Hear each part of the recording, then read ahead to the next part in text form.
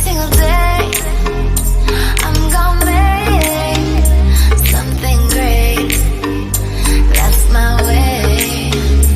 Every single day, I'm gonna make something great.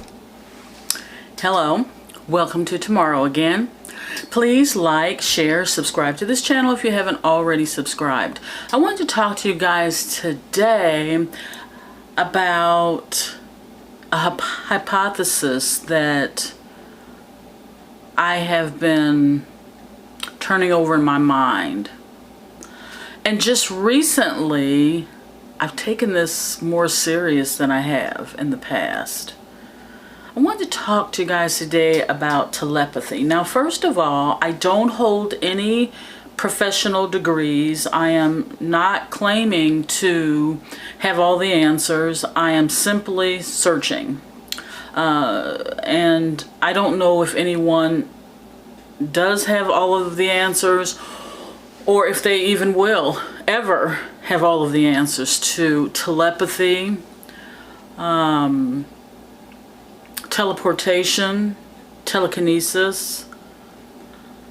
My hypothesis is that years ago, well, this part isn't my idea. This is something that science already knows about Pangea and the way the Earth used to look. Well, I believe during that time we were able to communicate telepathically. I don't think we necessarily needed to have our ears. I don't think our ears were the only tools that were needed to understand what someone else was saying. Now, you got to think like this. Years and years ago, thousands and thousands and thousands of years ago, before there were cell phones, before there were telephones, landline phones, before there was radio, newspaper, or even any understood writings, people had to survive.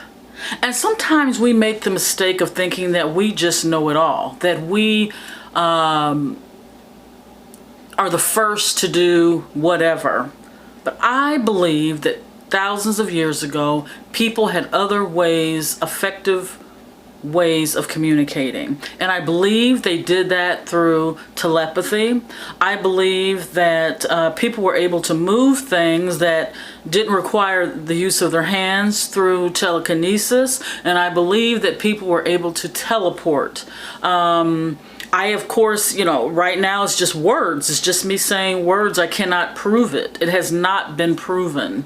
But I do know and I do understand that if you are, for example, if you're with your family members or your friends, particularly females, it seems like women are more in tune with these senses. But have you ever been out and about with one of your children, or out and about with one of your friends, or someone that you share a close connected energy with, and you just know what that person's thinking?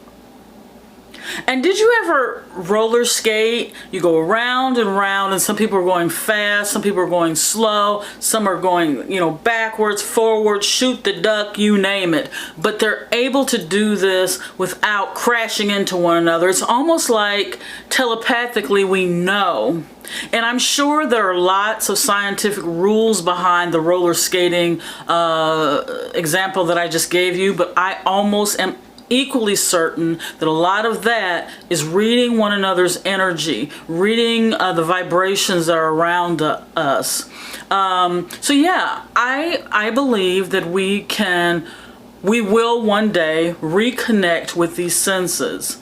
I believe that we will be able to use these senses just the way we use our sense of sight, smell, touch, hearing, and so forth. I believe we were originally equipped with way more than what we have now, and I think because we have not used these other senses in thousands of years, we have lost the ability, some of us have lost the ability to connect that way. But the next time you're out and about, or even at home with someone that you already share energy with, that's probably the easiest way to test your telepathic skills and your telekinetic skills. Well, telepathic skills.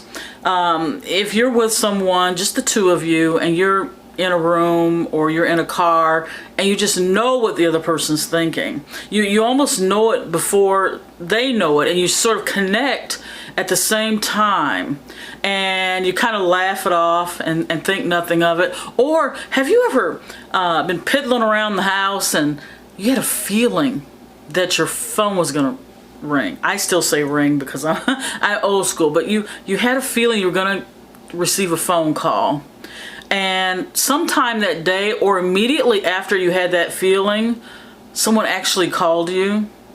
Or have you been thinking about someone and within a day or two you just sort of run into that person, someone that you normally would not run into?